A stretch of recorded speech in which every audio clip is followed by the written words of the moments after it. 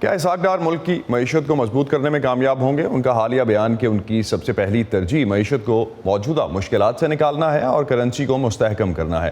اس کے لیے کیا پالیسی چینج آئے گی؟ اور اس پر بات کرنے کے لیے ہمیں جوائن کر رہے ہیں ڈاکٹر کیسر بنگالی۔ ڈاکٹر صاحب، کیا کوئی خاص وجہ سمجھتے ہیں آپ اس تبدیلی کی، یا یہ صرف چہرے کی تبدیلی ہے، پالیسیز وہی رہیں گی؟ کیا امکانات ہیں کہ معاشی پالیسیاں جو کہ مفتاح اسماعیل کی طرف سے IMF پروگرام کو بحال کرنے کے لیے انہی شرائط کی روشنی میں بنائی گئی تھیں، وہ اسی طرح رہیں گی یا تبدیل ہو جائیں گی؟ پاکستان کے جو معاشی مسائل ہیں وہ کسی اس یا دوسرے معاشی پالیسی کے نتیجے میں نہیں ہے۔ شارٹ رن یہ پچھلے 20 سال سے جو مسائل جمع ہو رہے ہیں، اور دو خسارے ہیں، بجٹ ڈیفیسٹ اور ٹریڈ ڈیفیسٹ۔ ہمارے جو اندرونی اخراجات ہے حکومت کی آمدنی سے دوگنا سے بھی زیادہ ہے، اور ہمارے جو امپورٹس ہیں وہ ایکسپورٹ سے 2 گنا سے زیادہ ہیں۔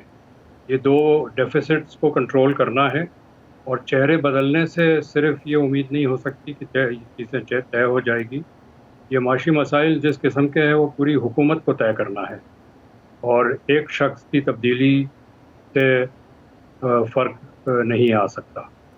تو آپ سمجھتے ہیں کہ اسحاق ڈار کا یہ کہنا کہ وہ کرنسی مستحکم کر دیں گے اور معیشت کو اس مشکل سے نکال لیں گے، کن کن شعبوں میں کچھ مختلف کرنے کی گنجائش ہے اس صورتحال میں؟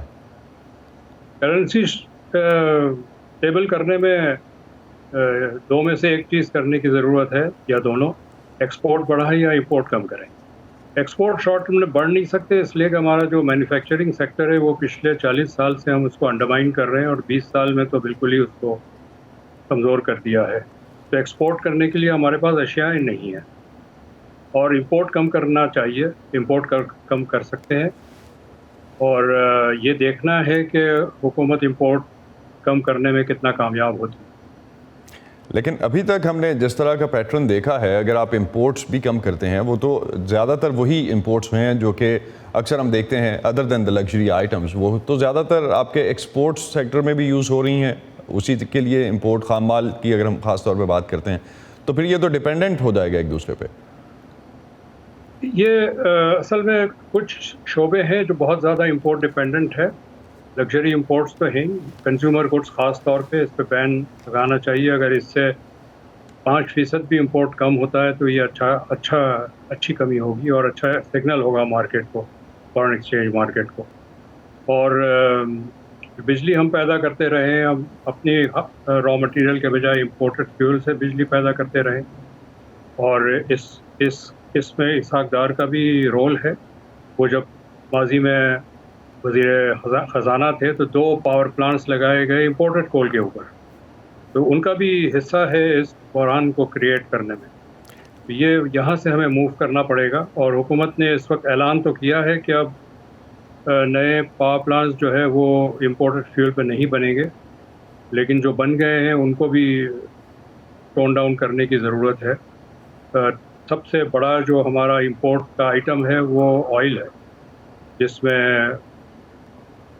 ڈاکٹر صاحب ایک چیز ابھی اگر میں چاہوں گا آپ اس کو بھی ایڈریس کرتے چلیں۔ آپ نے کہا کہ مارکیٹ فورسز جو ہیں اور کچھ حد تک مارکیٹ جو ہے اس پہ ڈیپینڈنٹ ہوتی ہے کہ پالیسیز کیا رہتی ہیں، تو اس تبدیلی میں ملک کی کاروباری کمیونٹی کا کتنا ہاتھ ہے؟ کیونکہ ایک خبر یہ بھی ہے، اور کافی حد تک اس کے جو ہے وہ اسٹرانگ قسم کے اگر ہم دیکھیں کہ اس کا امپیکٹ بھی اس طرح سے نظر آتا ہے کہ کاروباری طبقہ مفتاح اسماعیل سے خوش نہیں تھا، ریٹیلرز والا ایلیمنٹ ایک ہم اس سے پہلے دیکھ چکے۔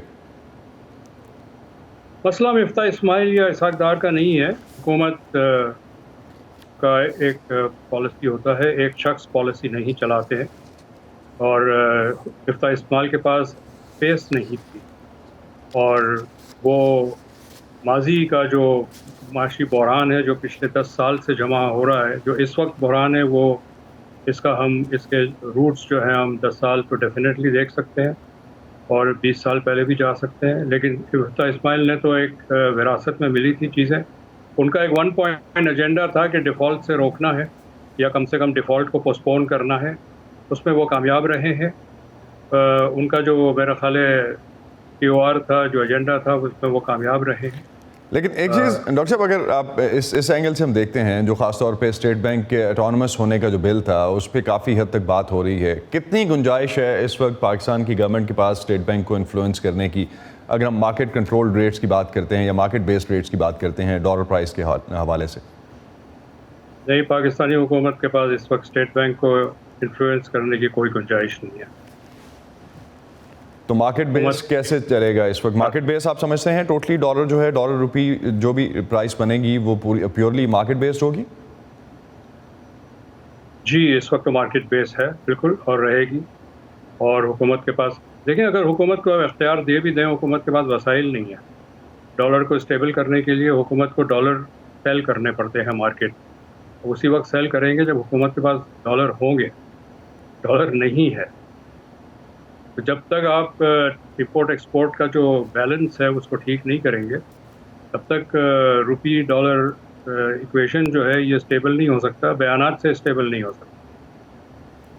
بہت بہت شکریہ ڈاکٹر یاسر بنگالی، آپ ہمارے ساتھ تھے اور خاص طور پہ اس وقت جو وزارت خزانہ میں تبدیلی ہے اس پہ دیکھ رہے تھے کہ کس طرح سے آگے پالیسی چینج آ سکتا ہے یا نہیں آ سکتا. بہت شکریہ آپ کا ہمیں جوائن کرنے کا. شکریہ.